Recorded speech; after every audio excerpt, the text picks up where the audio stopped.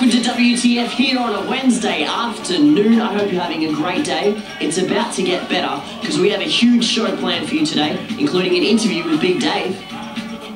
Also coming up in the show, Beyonce. I am joined by Big Dave of Cocky Prick Records. Represent. How you doing, Marty? What's Welcome up? to WTF. Here we are. Let's kick it off. Tell us a little bit about yourself, your background, and where you're from. Man, I'm a Canberra boy. Background, had a bit of a checkered past, I guess you could say. Served a bit of time in prison, which is actually where I got into hip-hop. Since then, I've been concert promoter, radio host, bits and pieces, anything to do with music, man. Tell us a little bit about that. I know it's informed a lot of your rap career. Did you write a lot while you were in prison? I did. I was a big hip-hop fan before I went in, and then, found all of a sudden had a lot of hours and a lot of time on my hands, so started, first jotting down a few rhymes, and then met a couple other MCs while I was inside. Started doing some ciphers, having a few rap battles, and it had a big influence on me wanting to become an MC when I got out, for sure.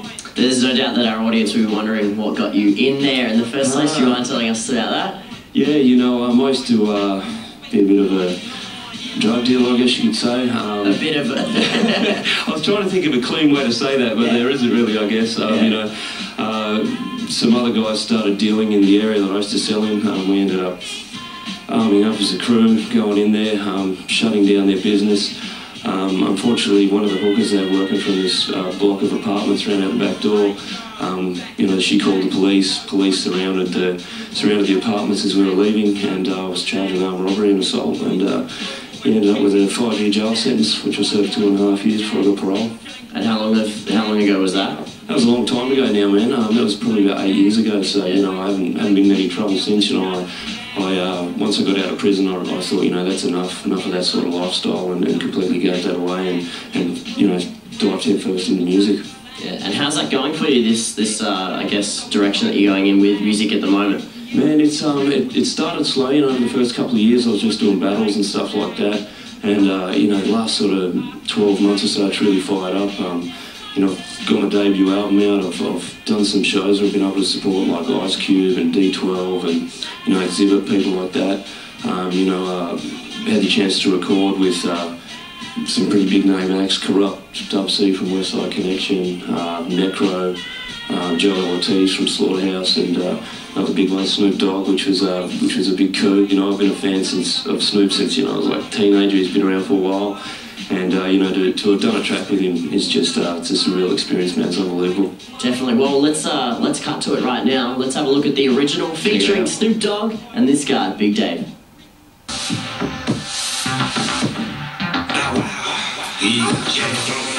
Check this. Big guy backtrack with a lens cap. Straight facts that I speak when I'm playing the track. Stop just wasn't hard and a pen stack. Original, never caught me on a break.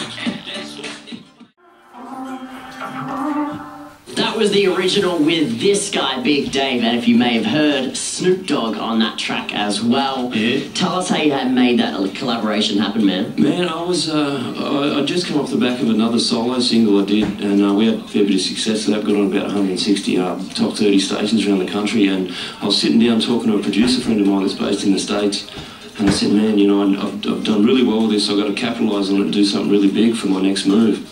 And this guy's turned around and said, I might be able to get Snoop Dogg on a track for you. I sort of didn't believe it, I sort of thought, this is a bit beyond belief. So I'm sitting there thinking, is this guy for real? Gave him some instrumentals and stuff and said, give these to Snoop if this is real. And next thing he came back to me and said, yeah, Snoop Dogg's heard one of the beats, he likes it, and he's going to record, so bang.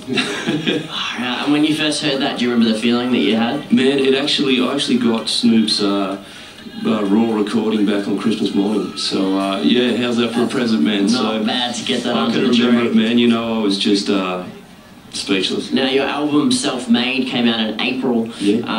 Can you tell us about that? Yeah. Me and my producer, Grant Who, we wanted to try and build a sound that was unique to us, so we sort of took elements of house and electro and mixed them with hip-hop and a bit of sort of street culture sort of stuff, and came up with our own sound. I've mentioned the guests earlier that we already had on there. Also got Kaiser on there from the UK, and yeah, we just sort of tried to build something that didn't sound like anything else that was out there, and I think we did that, and that's self-made. Yeah, well, people can grab that on iTunes. Yeah, you can get that on iTunes, we can get that on all leading CD retailers as well. What's next for Big Dave? Next, you know, I've got a tour in the works. You know, probably an 8 or 10 day tour coming up. You know, we're probably about 8 weeks from announcing that. I'm just getting the details sorted. We've got a lot of free downloads and music videos coming. You know, I'm picking up a lot of support acts, and yeah, there's an unannounced US act coming over. He's from the West Coast. He's from LA, so you might be able to work it out. He's coming over for a national tour in a couple of months, and I'll be supporting him. So that's probably my next big move. All right, sweet. Well, I look forward to hearing who that will be. It's coming up. Thank you so much for joining us here on WTF. Thanks for having me on here, man. Too Cheers. good. Self-made.